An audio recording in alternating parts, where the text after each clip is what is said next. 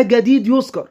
مبروك النادي الاهلي الصعود لدور نصف النهائي على حساب الرجاء المغربي بمجموع المباراتين 2-0، ويضرب موعدا مع الترجي التونسي. مباراة النهارده كانت تكتيكيا وفنيا عالية جدا، وبتأكد مقولة إن الأهلي بعبع أفريقيا، والأهلي بيدي الفرصة مرة واحدة، ما بيديش الفرصة مرتين.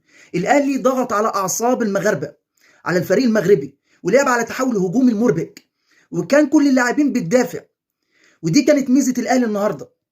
وإن كولر اعتمد على الثلاثي مروان عطية وأليو ديانج وحمدي فتحي في خط النص.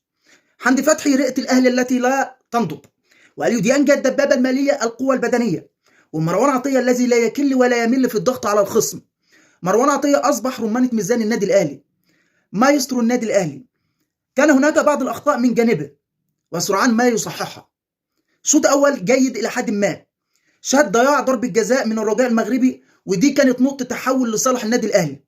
وشوط تاني رائع جدا يعبر عن شخصية الأهلي القوية، وعجز فريق الرجاء في اختراق دفاعات النادي الأهلي في وجود قائد اسمه الشناوي حامي حمى الأهلي، وياسر إبراهيم ومحمد عبد المنعم. ياسر إبراهيم النهارده كان فوق الوصف، كان صخرة في دفاع النادي الأهلي.